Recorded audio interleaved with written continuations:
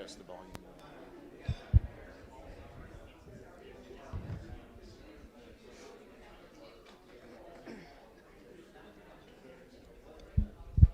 Good morning.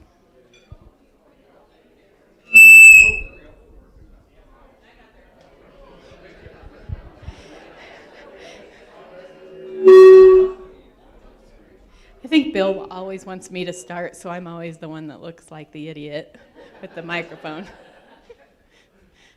Next time, somebody remind me, because I won't remember. Bill starts. I'll be the one making fun of Bill. I want to thank everybody for joining us this morning. I know everybody had to, well, maybe not everybody. Some people at our table were talking, they always get up early, but some of us had to get up earlier, and so I thank you for doing that to join us this morning. I want to welcome you to our pre-legislative breakfast. We have several special guests with us this morning. A couple of them you expected. We have our governor, Pete Ricketts, and we have Senator John Stinner. But I also would like to point out, in case you haven't noticed, we have Representative Adrian Smith with us. So please help me in welcoming all of them with us today. Some of you heard our spiel when we had our luncheon, but in case you missed it, Karen wanted me to point out, so that we could get some more people to our committee, what the Government Affairs Committee does. We have, in addition to this breakfast, we have a luncheon, which was last month, which we talked about what the state of the, I'm sorry, I'm kind of nervous this morning, and it's kind of early this morning for me. I'm not a morning person. The state of the valley, and we have the Scottsbluff, Gering, and then Terrytown kind of go over what's going on in our communities and highlight, and the county, sorry, I forgot about the county, what's going on in our community and the great things that are going on. And if you missed it, I'm sorry. Be sure to come next year in October. Then we have November, we have our pre-legislative agenda, our pre-legislative breakfast, and then we have roles and issues, which starts once our legislative goes into session. We meet every other Thursday with our senator, which at this time is Mr. Stinner, and we meet on Thursday mornings from 7:30 to 8. It's just a Zoom call, and you get to just visit. John goes over quickly what's going on, and then he opens it up for questions, so you can kind of get updated with what's going on. And if you have a burning question, he does a very good job of responding or taking what you have an issue with to the legislator for you. Then we have a Lincoln trip that will be on February 1st and 2nd that you can join us. I want to thank our sponsors today, which includes First National Bank, Nebraska Public Power District, Western Nebraska Board of Realtors, Rural Radio Scottsbluff, Black Hills Energy, Northfield Retirement Communities, Allo Communications, and Helping Hands.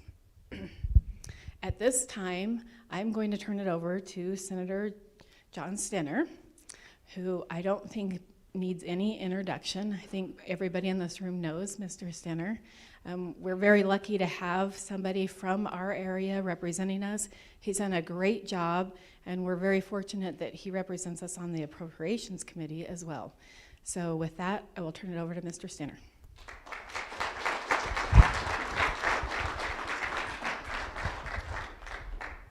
Thank you, Don. I guess I'm going to have to get used to this sign, right? Well, anyhow, I want to thank the governor for coming to take time out of his schedule. This is special. Usually it's fully in myself as the act for today. I also want to thank Adrian for being here. I actually poked him to see if he was real or just a hologram. Adrian, you know, I don't know if you've got the word, your district got bigger after redistricting, so good luck.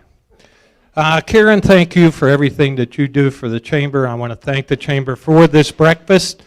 I also enjoy the fact that, and if you haven't done this, take the bus ride down to come see us, I believe, in February.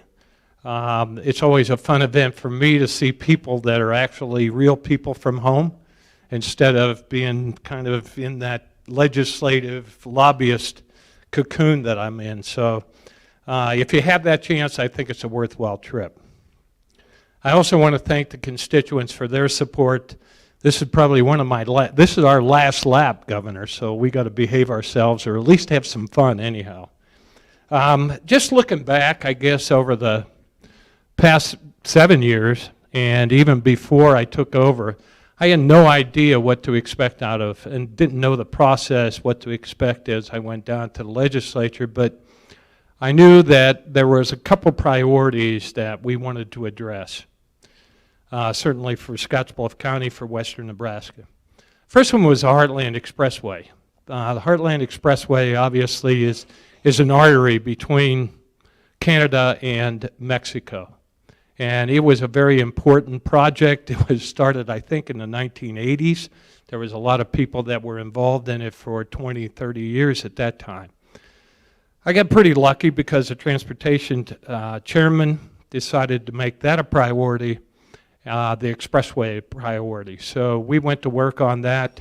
Infrastructure Bank was created from something that I had read and put together. So we allocated $50 million. We also passed a gas tax that the governor vetoed. He wasn't real happy with me on that. We won't talk too much about that, but actually 2 cents goes to counties, 2 cents goes to cities. And I knew our county especially was in bad shape as it relates to revenue for roads. And obviously 2 cents goes to the expressways. Obviously, if you've paid attention and drove up to Alliance, that portion is going to be completed hopefully this year or possibly early next year, with it being a priority to complete by 2030. Complete meaning it's a Super 2 possibly between Rapid City or the border of South Dakota and Alliance. Super 2 is you get a passing lane every 5 miles or so. So that kind of explains that. The other one was property tax. Obviously, it was a priority of a lot of us in the legislature, certainly in rural senators, and now I think the urban senators are catching on as well. It was a priority with the governor as well. And why would it be a priority when we get no tax dollars? The state gets no tax dollars out of property tax. To some people, that's a real surprise. But I think they looked at us as leaders and said, hey, we need relief. We need to do something. And so when I first came in, I think we were at $115 million in the property tax credit fund. After this session, we actually added a little bit more from the appropriations side of things, where the legislature did, and brought it up to $313 million as a credit directly to your property tax. We also, last session before, I'm losing track because of COVID. I don't know if anybody else is like that. It said last year. It's actually maybe the year before. But we took a look at a pretty comprehensive package, and it was all embedded in 1107. 1107 had a property tax component to it that credits your income tax for dollars that you spend on schools. So 60% of your property tax is really due to schools, and it might even be higher depending on where you live. That credit fund, we started out at 125, will be $548 million. So combine those two, and that's pretty substantial. Add also the Homestead Exemption Act, you're close to $1 billion in property tax relief. Now, how did we do it? Well, we did it incrementally. That's for one thing, and that was holding down government spending. I think if you went through Governor Ricketts and myself have been in office at the same time. So it was about 3.6 the first year, 0, and about 2% since that time. And we brought the spending from appropriations, I think, was 2%. We're now at 1.8 because of revenue increases. So we've held that spending down, and obviously the incremental change that we have experienced in revenue helps support that. Now, the key to that is we got a stimulus, if you haven't noticed, and revenue actually set an historical high, which was about 14.6%. That is historical. So a lot of people have come to me and asked me, what's real and what's ongoing. And so I kind of did a little bit of a computation. My computation had to do with taking a look at the up years, the years that were over that 5% average or 4.5 average. And during those up years, they were about 7.4, 7.6% up. So if I took the best years on average, which was 23 out of 37 years, the differential is about 7%. So if you take 7% times 5 billion, you got, 350 million. If you take it times 6, you got something else. But if you also take the average revenue increase of 4.5 to 5% and compare that, which is ongoing average for the state of Nebraska, you get about a $500 million number. So somewhere in that range would be extraordinary dollars that came in that one time. So what did we do with those? $585 million increase in the rainy day fund. 535 comes out of that. We actually allocated 50 million increase in the rainy day fund. The rainy day fund was around $400 million. It's now going to be close to $1 billion. And that has been something that I have been a proponent of, is building that. Obviously, it's an economic shock absorber, so it takes care of shortfalls in revenue if we hit those. But it's a one-time spend as well. So it's a dual-purpose fund because the state of Nebraska can't borrow money. So if we want to build something, if we want to do a major project, the 50 million that was allocated, for an example, to the infrastructure bank to really kind of jumpstart the expressways, that's what it was used for. We used it for a levee around the Sac Air Force Base. We helped out the local governments there. We took it out of the rainy day fund. So it's dual-purposed, fully funded based on this bill that I actually passed, I think my 4th year, is 16%. We're now at 18%. So we're over fully funded right now. And it's projected actually to go to about $1.5 billion. We'll see how that projection works out. But it gives you a good comfort. It gives us a fiscal posture of strength. The other thing that I want to talk about is last session. Obviously, property tax was a big piece of that. We had this revenue boost. We kept expenditures down to 2%. That money, the extra money that we had that we brought to the floor, $211 million initially, it grew a little bit because of forecasting. But a lot of that went into tax relief. So if you want to characterize this session, you have to characterize it as taking care of some tax relief as it relates to property tax.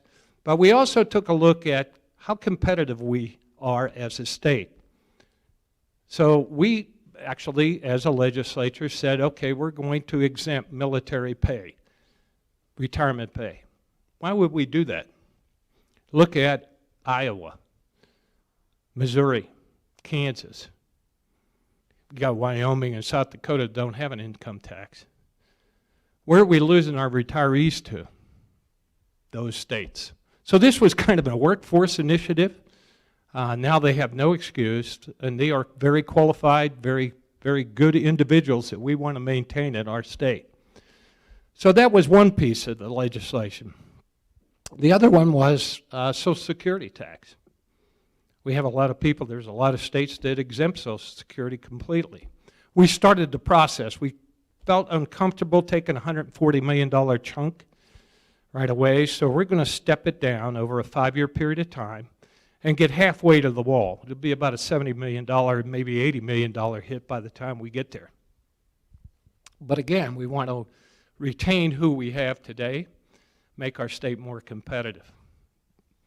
And in that vein, we also took a look at corporate. And corporate is much higher, parity-wise, than our individual rate. So when we start to compare that, there is a spread of about 1% or maybe even a little bit more. So we started to cut and step down the corporate income tax, hopefully making us more competitive. Now, what we do this session, I'm not real sure on the tax side of things. We have $412 million right now. We're actually over the maximum reserve by 0.2. We have a lot of deficit requests, or a deficit request, certainly for wages.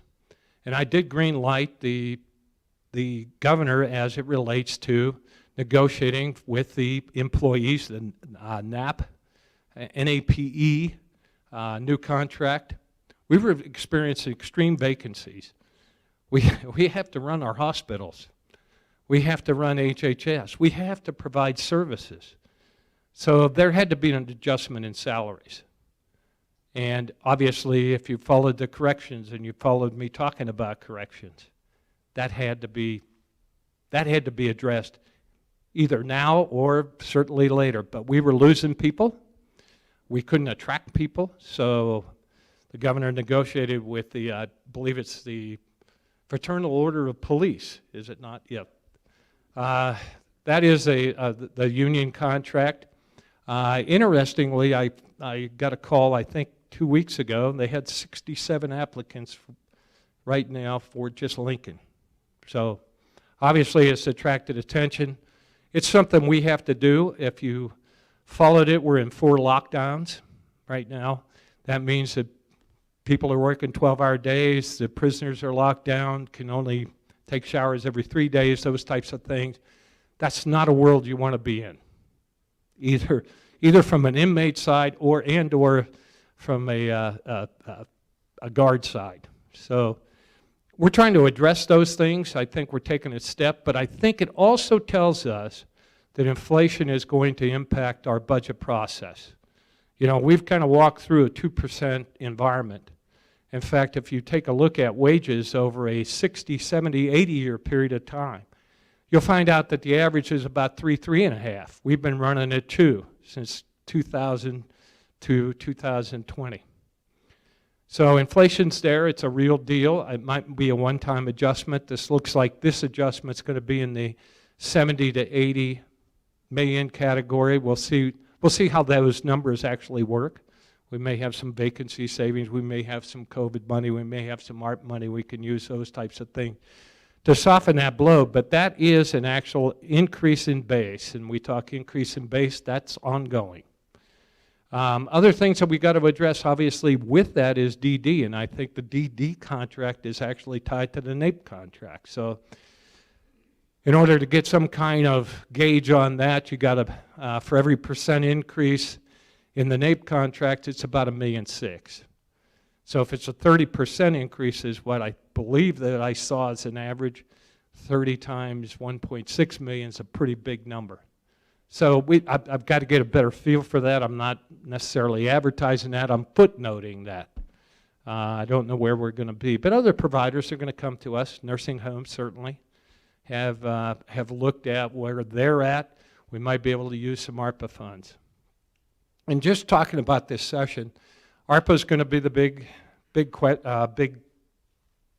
it'll suck a lot of air out of the room. We now have $520 million on deposit. We won't get the 502nd tranche of the 520 until May. We're out of session. So what the governor and I have talked about, and the speaker, is maybe doing a second tranche, making it contingent. So at least, because it's time-sensitive money, at least when we get that money, we can get it out the door and placed where it needs to be placed. So those are things that we're looking at. I think the governor, I don't want to take too much away from the governor, but we're still looking at and trying to evaluate where we're at with the prison and the replacement of the prison. I think the governor's been involved with CJI as far as reforms, trying to lower that trajectory so we don't have 150 to 200 people coming in to the prison every year. Because you build these prisons, you build these looking at a trajectory 20 years out.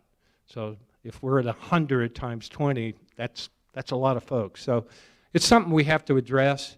It'll be an interesting session to watch from a lot of aspects, certainly from a tax side of things. Can we do some more in taxes? I'm not real sure, but we have to address prisons, we have to address inflation, we have to address providers, and we have to address how we move this state forward with the ARPA money. So in any event, I didn't follow any of my notes once again. So I don't know why I even do this, but anyhow, I'm going to turn it over to the governor, and I guess we're open for questions after that, or at least you can answer all the questions. How's that?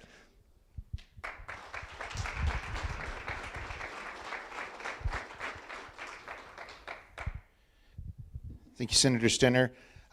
We'll get right on with the program and move on to our next guest. Again, not a lot of introduction needed. The 40th governor of the state of Nebraska, Mr. Pete Ricketts.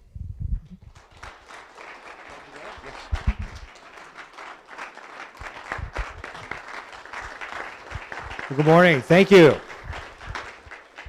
Thank you for that kind introduction and for the kind reception here. It is great to be here. I want to start, first of all, by expressing my condolences. I know that you lost a valued member of your community recently with Dr. Matt Bruner, who died in the plane crash. He was your CMO, Regional West. And I just want to let you know that our Chief Medical Officer, Dr. Gary Antone, worked very, very closely with him, and it is a loss that is felt all across the state, not just here in Scottsbluff. So please accept our condolences for such a great person who is part of your community and had been a great partner. I got to tell you, Gary Antone told me that it was like a brother to him. That's how closely they'd worked together over the last 2 years with the pandemic. So I'm very sorry for your loss. Also want to compliment all the folks who've been involved in the Buffalo Creek fire. There were 27 different fire departments that worked together. About 2,600 acres have been burned in South Scottsbluff County and Northern Banner County. And as always, these things are team efforts. It's about 95% contained right now, but it is a team effort to be able to bring these things under control. As I mentioned, 27 different fire departments were a part of it. The Nebraska National Guard sent out a couple of helicopters to help with aerial, dropping fires on it.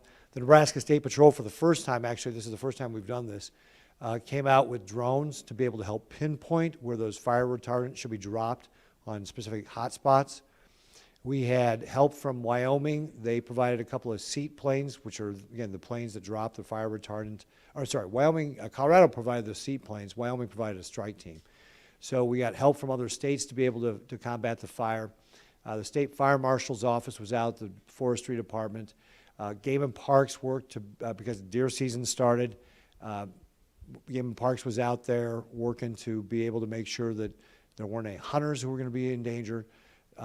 So it was just really a great team effort. I think the fire ministries provided breakfast. The Gearing High School students provided breakfast. So again, it was just a community effort to be able to bring this under control. And I just want to say thanks to all the folks who are involved in that, because again, it's always a team effort to be able to get that done. Just again, thanks again to the Chamber for bringing me out here to be able to talk about kind of the legislative update of where we've been. Chairman Stinner did a great job of kind of hitting a lot of those bases. You may hear a little bit of repetition of the stuff I cover, but I want to start also by just thanking Chairman Stinner for his work as chairman of the Appropriations Committee. We got elected at the same time. We've been working together as appropriations. The way it works is, the governor proposes a budget, and then the Appropriations Committee takes that recommendation and does their magic with it, and then comes back with a budget proposal for the full floor of the legislature that then gets voted on. So that's the process, right? In our divided government, the legislature has the purse strings.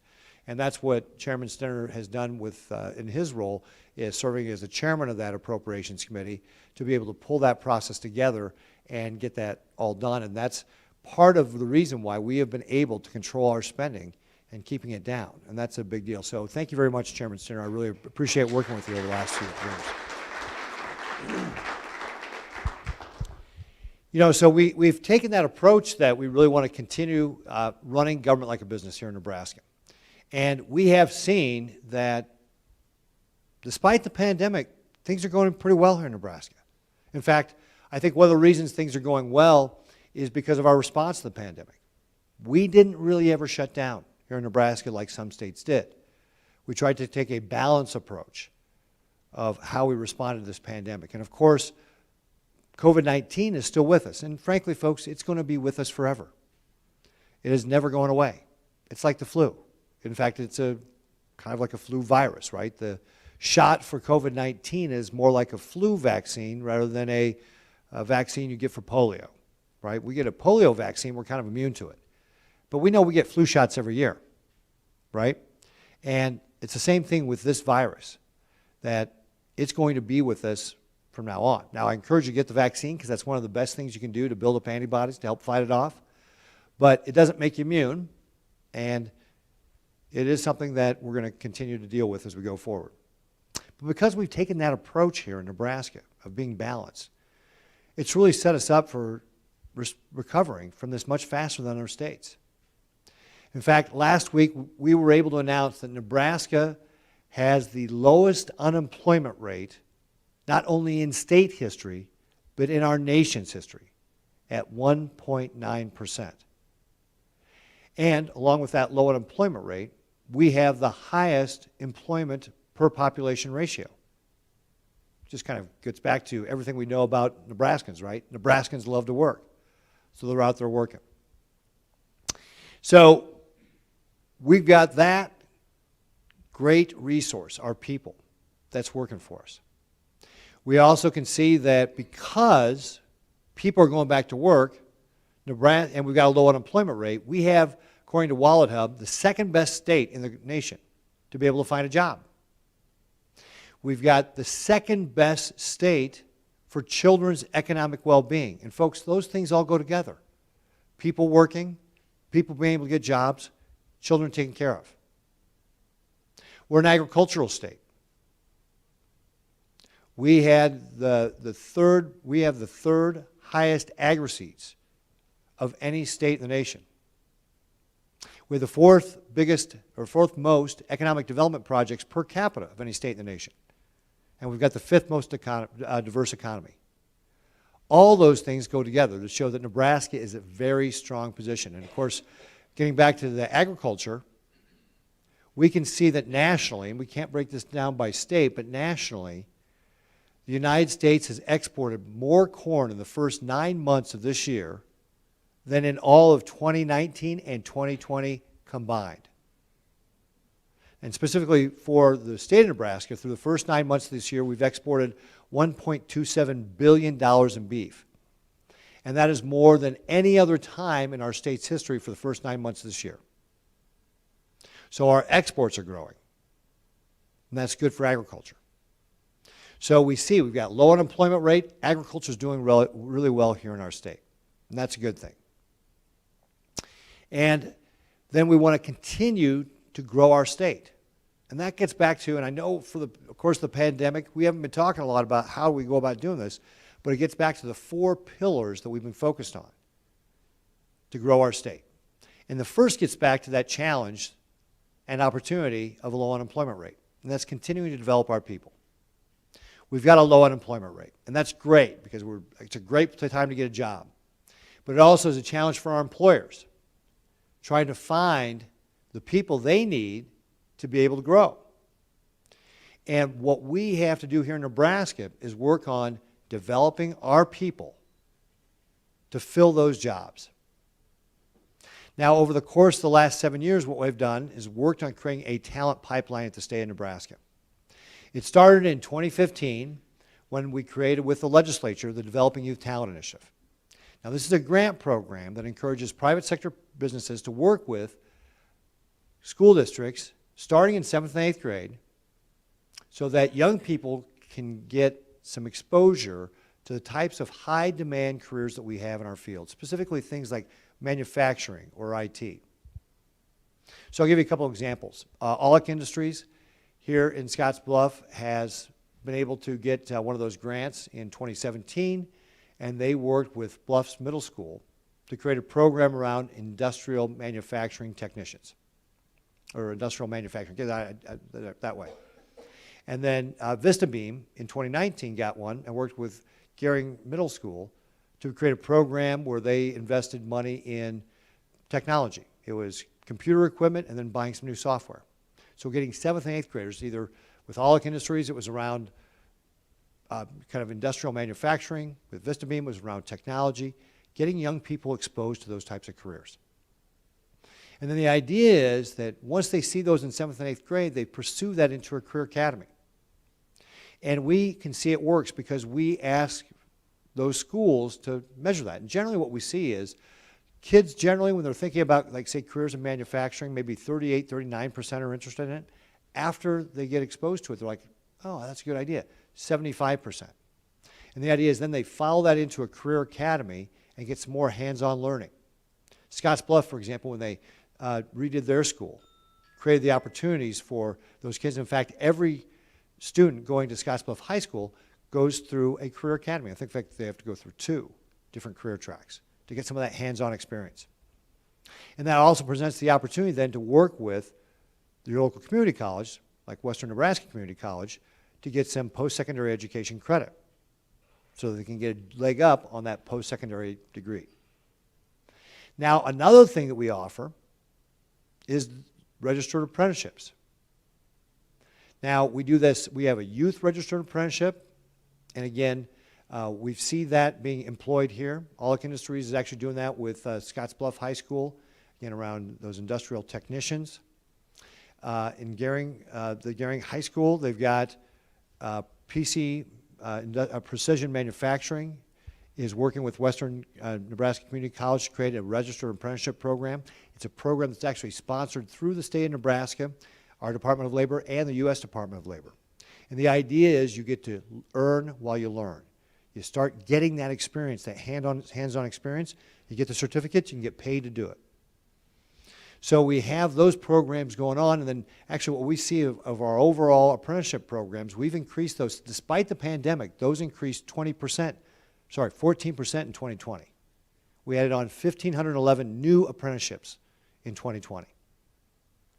So getting that hands-on experience is another way that people, our young people, can get that training, that skill, the skills they need to take these jobs. And then finally, last year, 2 sessions ago, Chairman, we passed the Career Scholarship Program that will help over 2,100 Nebraska students to be able to get a scholarship to help them get that 2-year or 4-year degree, to make that education affordable. And again, focusing on those high-demand, high-wage fields like IT, healthcare, manufacturing. And so we've created that talent pipeline starting in 7th and 8th grade through the high school years and to the post-secondary education to make sure that we have the right trained, skilled workforce here in the state so that our employers can find people to hire. But wait, that's not all. Because the other thing we're doing is we just launched our campaign to bring folks back. The Good Life is Calling. Now, has anybody seen the ads for that? The Good Life is Calling? Oh, we got a couple people. All right, good. Because this is a program where we are advertising in certain media markets to remind Nebraskans who have left what a great quality of life we have here in our state. Maybe during the pandemic they were in one of those bigger urban areas and they found the quality of life wasn't so great there. So we want them to come back. And that's what this does. It really highlights it. And I think that we hired a Nebraska agency that really did a great job of capturing our state.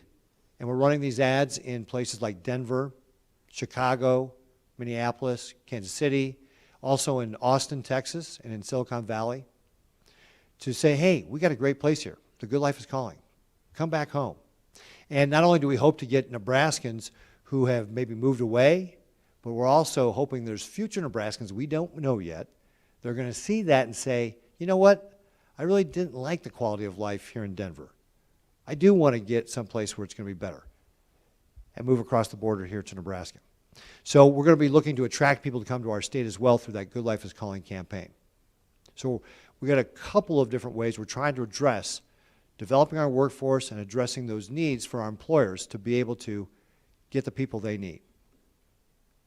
And of course, Chairman Stinner did mention that we face the same challenges as the state as all the other private employers do. And that's why we took the steps we did to be able to increase those salaries for our corrections officers. We're really focusing mostly on our 24-hour facilities. So focusing on that to be able to make sure that we can fill those spots and continue to provide those services, whether it's in corrections or for our hospitals or for our veterans homes or whatever it was. So we're facing the same sort of stresses and challenges that all of our employers in the state are. So that's kind of our first pillar, developing our people. Then the second part is just running government more like a business. Make it more effective, more efficient, more customer focused. And I'll give you one quick example of how we've done that. We've done it by implementing something to do in the private sector called Lean Six Sigma through our Center of Operational Excellence, where we drive process improvement projects through all of our agencies. We've done 575 projects, saving our teammates about 600,000 hours of time and about $80 million in hard costs. And I'll give you one example of how we improve customer service. We just rolled this out with the DMV. We got a national award for the American Association of Motor Vehicle Administrators. And this was our fleet DMV process. So if you were a company and you had, say, 100 vehicles in 10 counties and they all had their registrations expire in, say, 5 different months, you were either making 50 trips to the treasurer or sending in 50 different mailings, because you have to do it by county, by month. And so what we did is we did a technology project to pull that all together for companies here in the state, so that there's a kind of a process where we bring all those registrations together so we can pull it all into one place so that you only have to write one check. So again, just make it easier so that companies don't have to go to file that stuff 50 times. They can just do it once and do it as part of their overall fleet and manage it that way. So that's an example of how we're using better process and better technology to increase the level of service for the customers we have here in our state. Great example right there with the DMV. And we've done that through a number of different agencies to be able to provide a higher level of service. I'm going to give you one more quick example. Families on developmental disabilities or with handicapped children will often have to travel to go see specialists. They get reimbursed from the state for that. But if you're a family that is living paycheck to paycheck, sometimes that can be a challenge, because it used to take us 16 days to reimburse you. So let's pass the paycheck period. But by looking at how we could simplify that process, again, use better technology, fewer steps, we were able to cut the number of steps it takes to be able to issue that reimbursement check, and cut the number of days down from 16 days to 2.67 days. So getting that check turned around in 3 days, so that those families could get reimbursed faster and be easier on their pocketbooks. So that's an example, again, of how we can leverage better processing technology to do a better job serving our families here in the state. So that's a key process. And it gets back to also, when we focus on better process and technology, that's how we can manage to keep our costs down and still do a better job of providing services, right? The private sector does that all the time. State government can do it too. We've demonstrated that. You just have to use the same tools. And that's how we can help keep our costs down to be able to provide a higher level of service. And that rolls into our third pillar, which is tax relief. And the chairman talked about this as well. Property tax relief has been the top priority since we both got into office. And we've done it through the Property Tax Credit Relief Fund that Chairman Stinner described. Last year, 2 sessions ago, we passed LB 1107, and that is a significant increase in the amount of property tax relief you're going to get. And because our revenues are exceeding forecasts for the fiscal year ending June 30, our revenues were nearly 20% above forecast, and we're keeping our expenses down. That means that we have the money to provide even more property tax relief. So last year, when you filled out, or previously this year, when you filled out your income taxes and you claimed that credit, you got about 6% back on your taxes you paid to your property taxes you paid to your local school district. So you were entitled to that refundable income tax credit, which means even if you don't owe the state of Nebraska taxes, you get the money back. 6% is what you got off. Next year, when you file your income taxes and take that credit for what you pay to your local school district and property taxes, you're going to get 25% back. It's going to be a 25% credit. That's how much more money that represents, that $548 million that the chairman was talking about. So in fact, if you look across the 2-year biennial budget, we will deliver $1.9 billion in property tax relief through LB 1107, the Property Tax Credit Relief Fund, and the homestead exemption. So that is a massive amount of property tax relief. And as the chairman described, we also passed LB 387, which exempts military retirement benefits, so we can hold on to our veterans here in the state. As he mentioned, other states like Iowa, which don't tax benefits, we saw their veterans population growing at twice the rate of their normal population growth.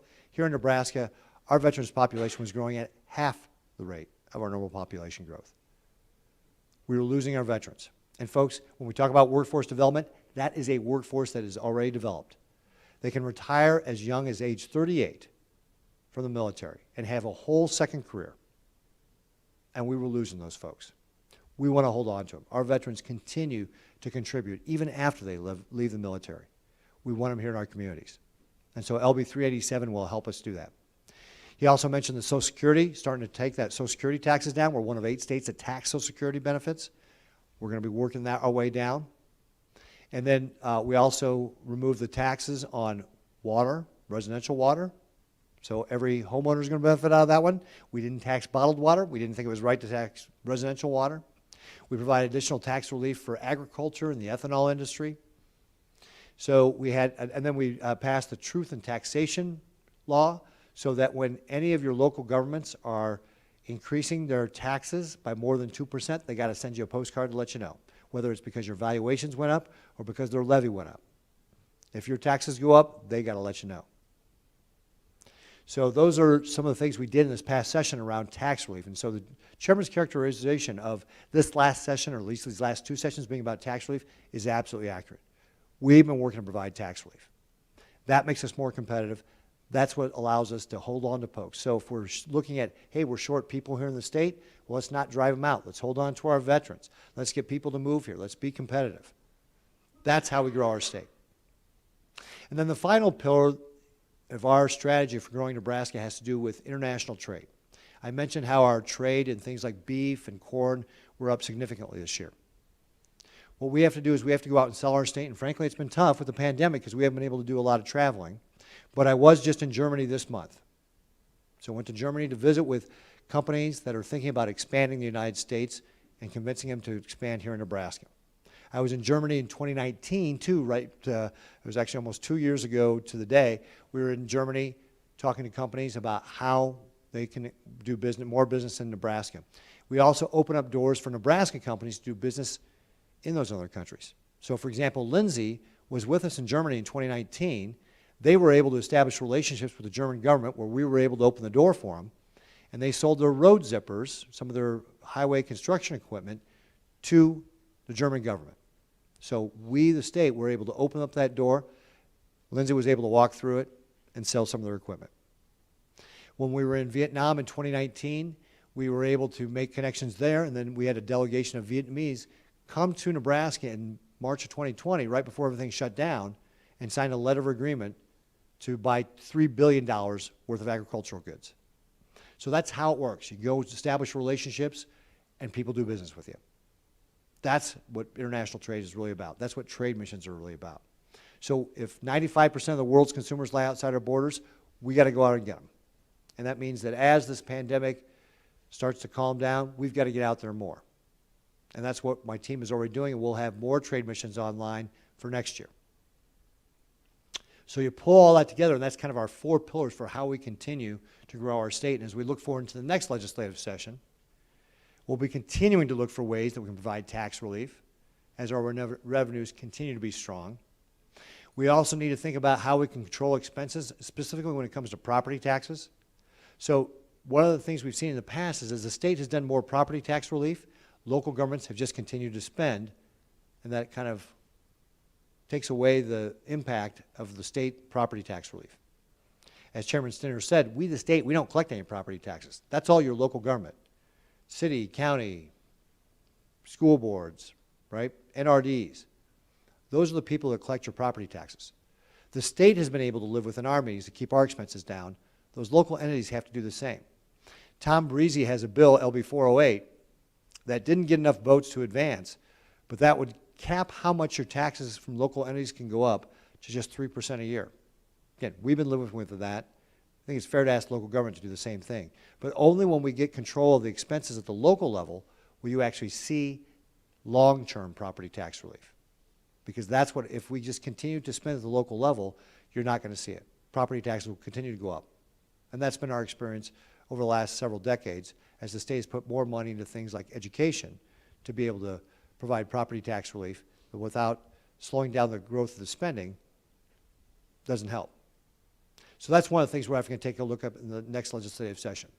And then finally, as the chairman was talking about, we've got the ARPA money, about $1 billion worth, that we'll be looking to be able to make those investments. As I think about that, it's going to have to be one-time cost. We don't want to create ongoing expenses or create new programs with one-time money. So this is about how do we make investments in infrastructure, one-time type costs that will then help us continue to grow the state as well. So we'll be looking at that for the upcoming legislative session. And then finally, I just want to hit upon one other thing that's been topical in the newspaper over the last week or so, and that has to do with the University of Nebraska. I'm going to take you back to last week. Chancellor Ronnie Green called me on Tuesday and said, Governor, we have a program that is going to help us hire more minority staff and faculty. We've done a good job on students. We need to do better there as well. But this is what this is about. Would you like to see it? I'm like, yeah, I would like to see it. And I said, but don't do any of this political correct stuff. You're just going to make people mad.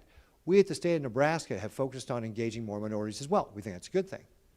And we've done it by advertising more in media that minorities consume, automatically promoting qualified applicants to the second round of our job process, hiring more veterans, because the veterans have been really well integrated.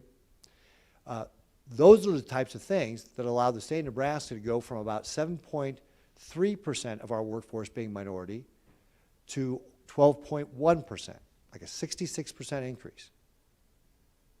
No quotas, all qualified people, but being intentional. And so we ended that conversation and then come to find out that what their program was when they sent it over later that night is a whole program around critical race theory. It's called their Journey to Anti-Racism. And they quote and say they follow a Boston University professor by the name of Ibrahim Kendi. Now, Ibrahim Kendi, part of his whole anti-racism, critical race theory philosophy is that you must discriminate against white people today because of the discrimination against black people in the past. The only cure for past discrimination is current discrimination. That's almost a word-for-word quote from this man. That is anti-American. That is against our values. That is not who we are as Americans. Now, we all know that we've got work to do with regard to race relations in this country. It's been an ongoing process.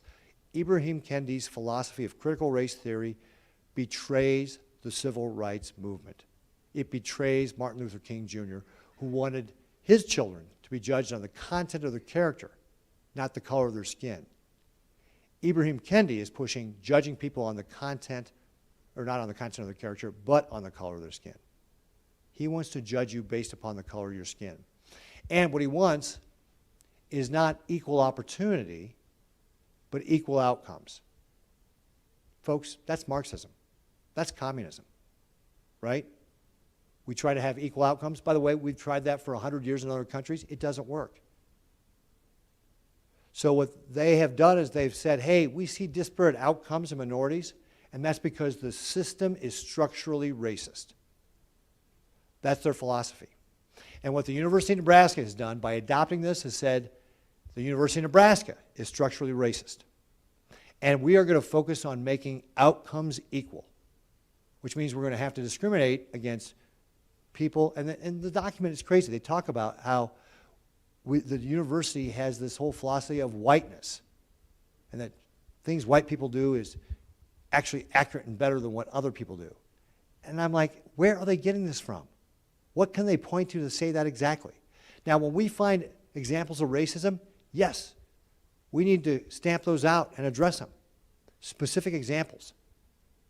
But they're talking about something that they can't point to. And yet they're going to change the entire system to discriminate against one group of people, tell them they're oppressors, and benefit somebody else. based on the color of skin. Now, folks, that's actually against our Constitution. Article 1, Section 30 says that in public education, we will not discriminate or even have preferences. Because the people who wrote our state constitution knew that was wrong. And this is the direction the university is going. And by the way, Ronnie Green didn't mention any of this to me in our phone call. He didn't even tell me the title of this. And then he went saying that, oh, I was good with all this. Not true. Nothing could be further from the truth. I am not okay with this. This is terrible. Now, President Carter put out a letter yesterday, and he applauded Ronnie Green for having the courage to bring up this conversation. I got to tell you, I don't see it that way. I was misled by Ronnie Green, and talking to some of the other regions, they feel like they were misled. This needs to be changed.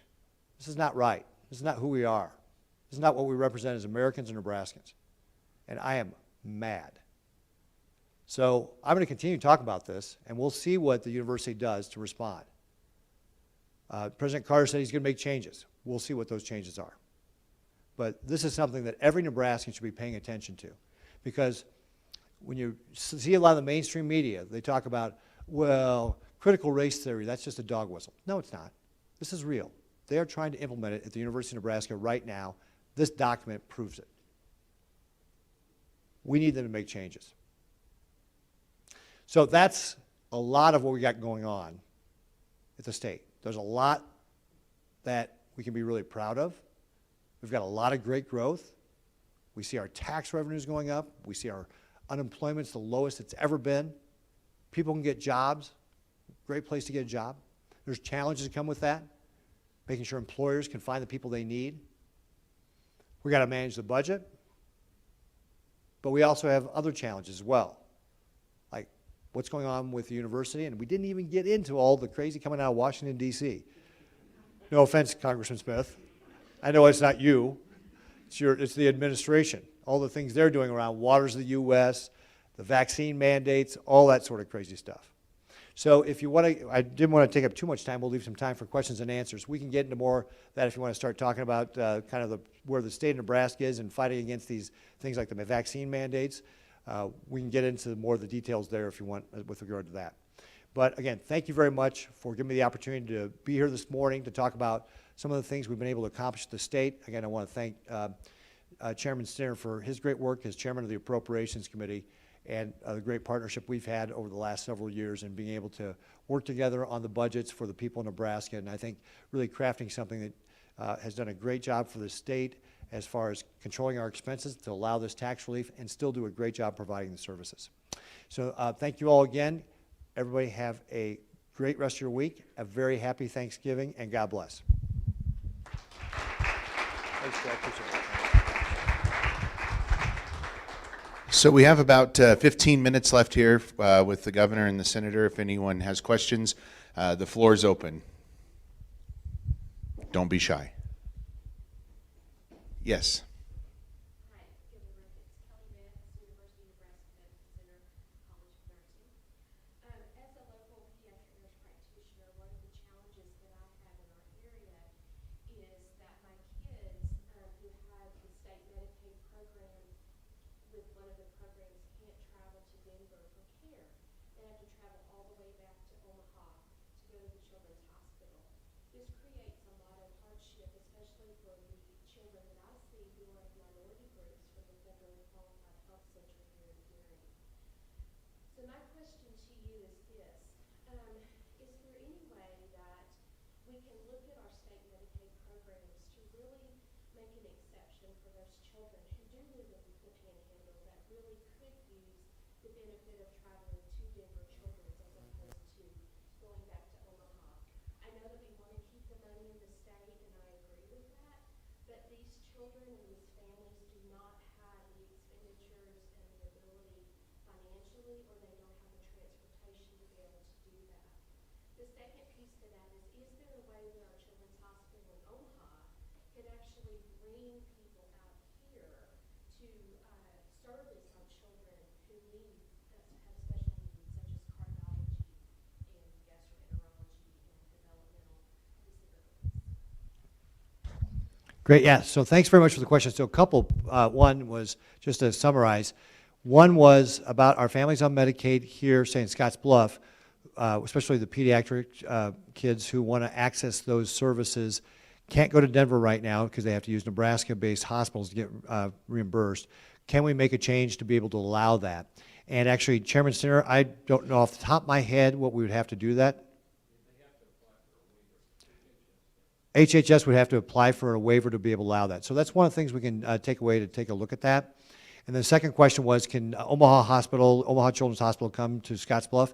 That one you're probably going to have to talk with them about because that's not necessarily something the state gets involved with regard to how they run their business. But we can take up that second one with regard to it. What I would ask is if you could either reach out to Chairman Stinner's office or my office and give me some of the specifics about how many kids we're talking about, what kind of things, what kind of expense reimbursements, that sort of thing.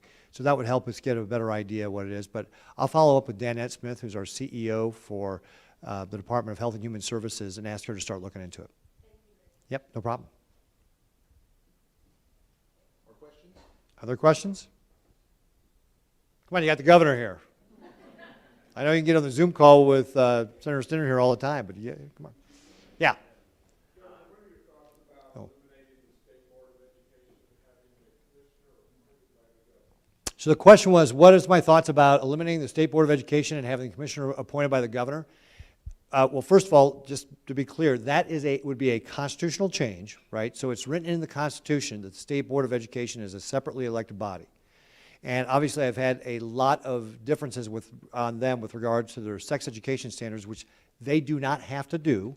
The legislature has twice in the last 10 years said, in fact, declined to require the State Board of Education or the Department of Education to create standards around sex ed because they believe, as I do, that should be done locally with local school boards, superintendents, and parents. But with regard to, there's now a ballot initiative to change that Constitution, our Constitution, to allow it to be appointed by the governor. And that's the way it's done in a lot of different states. And frankly, I'm biased because I'm the governor, right? I actually think that that's the way it should run, that you should have the governor be responsible because that way you have one person who can make those decisions about what's going to be run with the Department of Education. So I would be in favor of that, but it's a lot of work to change the Constitution. So you have to collect the signatures, you got to put it on the ballot. So, but generally, I would, again, I'm biased because I'm the executive branch. I think moving that into an area where the governor would have responsibility when you elect the governor, you'd know who to be able to hold accountable. And then right here. In the last few days, you called out the Biden administration over redefining part of what's in the waters of the U.S. Can you tell us a little bit about what it is they're attempting to change again? Yeah, so the waters of the U.S. is a rule that the EPA enforces, and it goes back to 1972 Clean Water Act, where Congress gave the EPA authority to regulate navigable waters. Now, I'm not an attorney, but navigable says that you can put a boat on it and go someplace. Under the Obama administration, they tried to change that to say things such as farm ponds, water in a, say, roadside ditch, or construction puddle, a puddle on a construction site, those would all qualify to be regulated by the EPA. Now, you can't put a boat on a farm pond, a roadside ditch, or a puddle in a construction site and go anywhere. And so the plain language meaning of navigable doesn't fit here. And that's what we took them to court over in 2015 to say, hey, the Obama administration is out of line. This is not what the Clean Water Act says. We went to court and we were successful.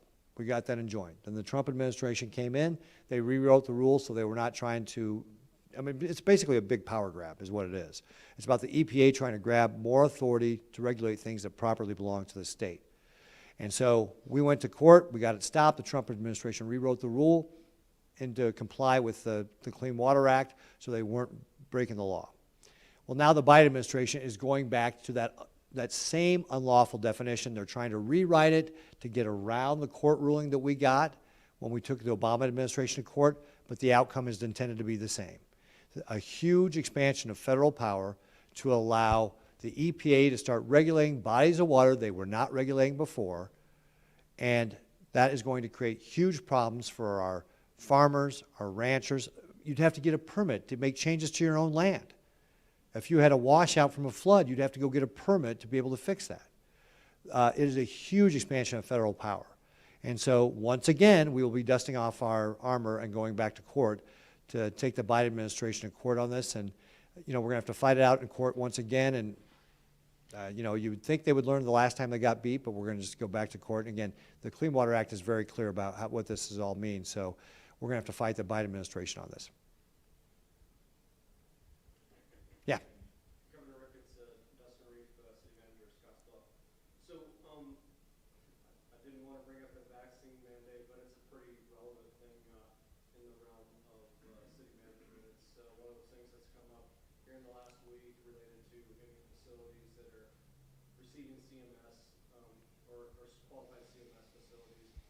There's a number of cities in the state that have got their own nursing homes and those kind of things, and some of the stuff I've been seeing going back and forth among other city managers is there's approximately some of those cities will lose up to 50% of their employees for those facilities. And I just wanted to express a concern with that.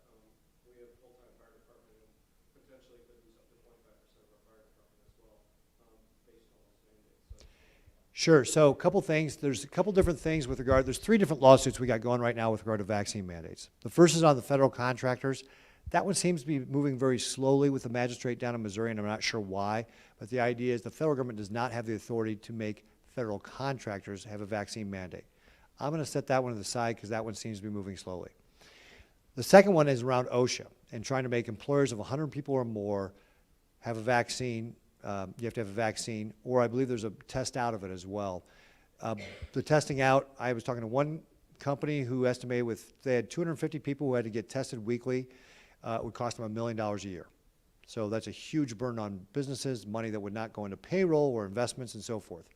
We've got a lawsuit against that. And by the way, if you're in city government, generally speaking, I'm going to talk about CMS here in a second, but generally if you're in government, state government, county government, city government, local government, you are not subject to OSHA.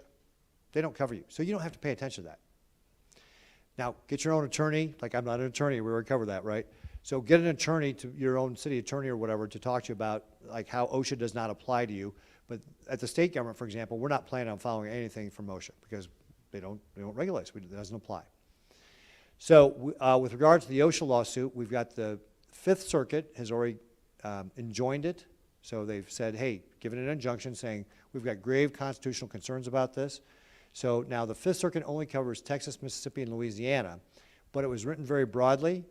And what's happened is since so many circuits had this lawsuit in it, it's been, they put it into a random lottery draw to give it to one of the districts to resolve. And in this case, they call that the tumbler. It went to the 6th district. So it's going to move through the process in the 6th district. But I'm expecting that with those rules are supposed to go in place, I think in January, that's going to be enjoined and that's just going to be fought out in the courts and we're going to win because they're wrong. OSHA was never designed to be able to, OSHA is about workplace safety, preventing people from falling or being exposed to chemicals. It's not about enforcing a mandate from the federal government based on their policy. So I'm quite confident in that case. Then the last case, CMS. So this is one where if you get CMS dollars, you have to have a vaccine mandate, and by the way, there's no testing out of it. And this is where it's going to create a huge problem for our healthcare providers, whether it's the cities who maybe have their own nursing homes, whether it's, I was talking to Kyle Kellum, who's the CEO of Cherry County Hospitals. Again, if they lose even a fraction of the number of people who said they're not going to get vaccinated, they're going to have to stop delivering babies. You're going to have to shut down services. So it's going to, like, the Biden administration has no clue of what is going on in the rest of the country. President Biden's living in a little bubble in Washington, D.C., and has no idea what it's like anywhere else and what the impact this is going to be, and that's part of our lawsuit against it. So the Attorney General has brought that case as well in our 8th Circuit Court, and he's asked for an expedited hearing on this because these rules are supposed to go in place December 4th, I believe. And so we're expecting to hear by November 29th an expedited ruling on getting our injunction on that. So I'm hopeful that within the next 6 days, we're going to find out that at least the 8th Circuit Court will give an injunction to us so that those rules don't go into place, and that will give us time to continue to fight this out in court and not impact anybody's health care, frankly. So I know there's a lot of folks who've been asking me questions about this, and again, this is where you need to really work with your own attorneys, but if you have any questions about this, contact the Attorney General's office. They are attorneys in the Attorney General's office, unlike me, so they can get you more specifics around this. But my anticipation is that we will get an injunction against these rules going into place because of the harm they would cause by that November 29th date. So hopefully that helps with regard to how you're going to be running your operations. Got time for one or two more. Anybody has a question?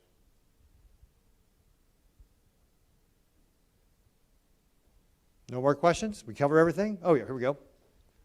Mayor? Great to see you again. Thanks for coming out. There's a lot of bets being placed on the gaming commission right now. Just want to get your thoughts on that process. So the gaming commission actually is, I appoint some of the members, but it's an independent commission. So they run separately. So I don't have no insight on what's going on there. I know they've got to create the rules and regulations. They're going through that process right now. I would expect they're probably going to take their time with it. You know, this is something we don't have a lot of experience in Nebraska because we just passed this thing, but we didn't really have a lot of businesses that were involved in gambling. So my expectation is they're going to take their time to make sure they don't make mistakes and roll this out slowly. The one thing I can tell you is I have heard, I don't have any idea how much they're thinking about it, but they're thinking maybe they want to limit how many casinos they're allowed in the state, but that may or may not happen. So I really don't have any more insight than that. Just they've got to go through the process to create the regulations to be able to actually implement the ballot initiative that was passed. So when those regulations are set, then they go to you to... Ultimately, I will have to sign regulations, yes. So when they actually write the regulations, those regulations will come to me for my signature, but they have not set any they have not given me any time frame when they expect to have that done. One last question?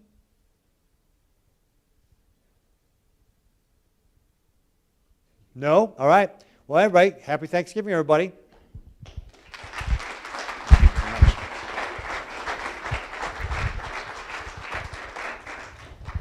Once again, we want to thank everyone for coming out. A big thanks to our sponsors, FNBO, as well as Nebraska Public Power District, the Western Nebraska Board of Realtors, Rural Radio Scotts Bluff, Black Hills Energy, Northfield Retirement Communities, Allo Communications, and Helping Hands. Big thank you again to Senator Stinner, Governor Ricketts. Also appreciate Congressman Smith for being here as well. Echo the governor's thoughts. Have a happy Thanksgiving. On behalf of the chamber, we appreciate you for coming out today. Enjoy the rest of your Tuesday.